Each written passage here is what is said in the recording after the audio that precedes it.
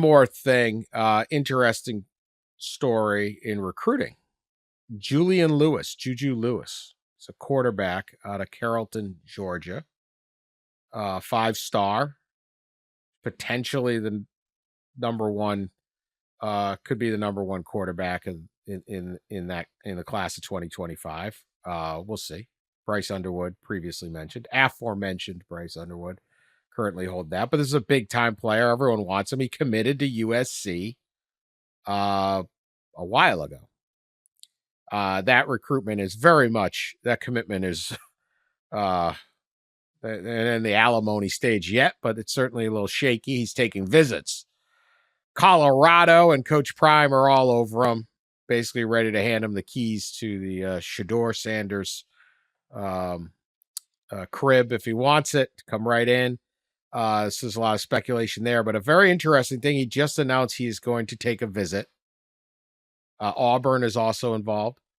But these are understandable. He is going to take a visit at the end of the month, supposedly. And I know we're talking recruiting visits, but whatever. To Indiana.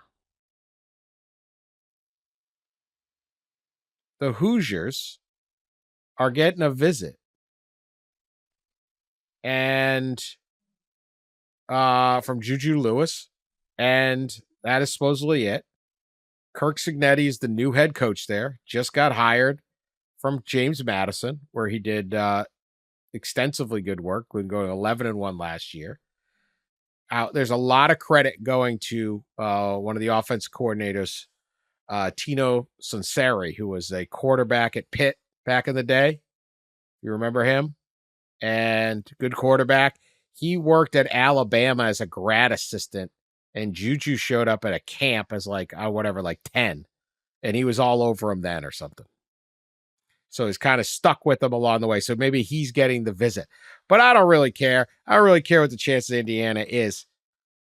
A legit 5-star in the middle of a massive like SEC school, Coach Prime, USC recruiting triangle, and Indiana's popping in there.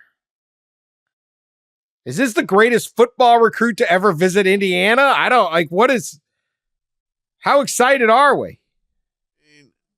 Without question, that's wild. And yes, maybe it is a Tino Sunseri thing, and maybe it is relationships.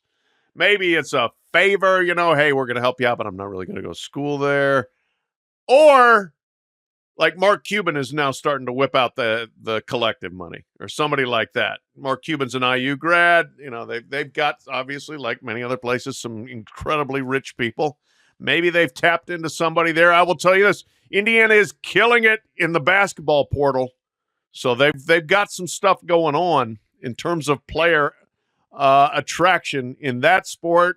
They probably do. Maybe could get some of those same people to chip in football too. But that, like, Indiana football historically is as irrelevant as almost humanly possible for somebody that's been in a power conference forever. 1967 Rose Bowl. Been a while. So if this comes to pass, holy moly. We got that Big Ten money coming. Big Ten TV money coming, man. Yeah, Big Ten TV money coming. CFP money coming. Big Ten, Big Ten, Big Ten. They're going to be chanting it in Columbus and Ann Arbor. Maybe the Hoosiers are already earmarking some of that, as many schools are. I mean, Cignetti comes into Indiana, takes his job out of James Madison, and he goes to the basketball game, and he doesn't just call out, like, we're going to beat Purdue. He's calling out Ohio State. Oh, yeah, no, he started talking noise unbelievably right away. Like, they're swinging for the fences, man. I don't know. I don't know if he's going to, I have no idea what's going to happen, but I'm just amazed. I was like, wait a minute, really? And I'm like looking and I'm like, does he like transfer to like Bloomington South for some reason? I'm like, what? What? What's there like? Like now he's living with like, there's a family tie. I'm like, what is happening?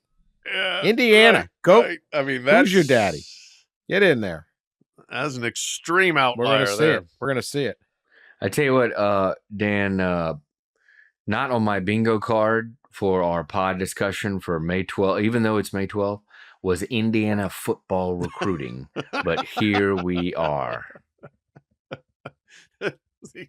First time ever anybody's talked about Indiana football recruiting in May. Punch that box in that bingo card. That's right. That's like the only thing people usually in Indiana are talking about right now is either the Pacers or like who's going to get the pole position at the 500. I'll give you one more, a commitment. This is not Big Ten, but the Midwest. It's on fire. We'll go back to Toledo. They got a commitment. Bo Polston. Yeah. Who is, some guys got him 3 stars, some got him 4. Indiana was interested. They offered him. Virginia Tech offered him. He's got offers from Georgia. That's probably not a non-committable offer, but whatever. But Minnesota, Washington, West Virginia. He had just heard from Michigan, apparently. He picked Toledo and claims he's 1,000% committed. He picked the Toledo Rockets to play in the MAC over all these other offers. He picked them early. Now, we will see when this holds out. Yeah, we'll see if 1,000% is still 1,000%. But this is his theory. Choose quality over quantity, he said. This is told the Indianapolis Star. I like this kid. He's already throwing out. That's the biggest advice I can give, because you want to get advice from we do. But from somebody who's not yet in his senior year of high school. But he's wise beyond his years. You don't want to be holding the helmet. You want to be wearing the helmet. I mean, this dude is deep. Oh, good line. Good line. Don't chase the logo. Hey, I know I had some bigger offers, but you should find the perfect fit. That's what I did. He's also basically saying the chances to play are more important to sitting. And if you can start at Toledo and you do well, though, you're going to get all the money you want later on. Right. Yeah, well, that's the thing. You use it, going in, that you're probably not going to be there all 4 years. And I'm not talking about going to the NFL right after year 3. It's going to the next step up. Because the group of fives, they're turning into the farm system, as many predicted would happen in this world, that the immediate transfer in NIL. Well, maybe it's landing them, being the farm systems, landing them some number like. Yeah. Sometimes you can. I mean, I had a coach. Yeah, I coach in the Power 4 tell me this is kind of easy for him to say because he's not in the group of 5. But he did say he believes that group of 5 coaches would excel more, would have more success if they did recruit to that. Hey, come here. We know you might leave after year 1 or 2, but we'll develop you, treat it as a junior college, and then we'll promote you on. And I remember the coach specifically saying these group of 5 schools should use that in marketing and recruiting. Hey, come here. Look what we've done to previous look where our previous signees are. They're playing at Oregon and Alabama and Ohio State and all that. It's certainly an interesting thought. I think Trent Dilfer at UAB was saying that too. Yeah, but go ahead. I think he did. Yeah. But look, I mean, we're offering playing time. We're offering you an opportunity. See how good you are. Hey, if you're good enough to move up, Godspeed.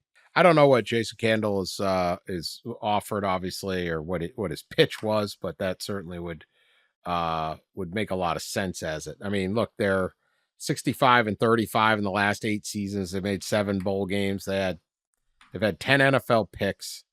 They're 11-3 last year, and so you come in and you go, hey, come play here. It's if you start earlier, you're going to have your chance. You're not committing anywhere for 4 years necessarily. So I don't know. Pretty interesting.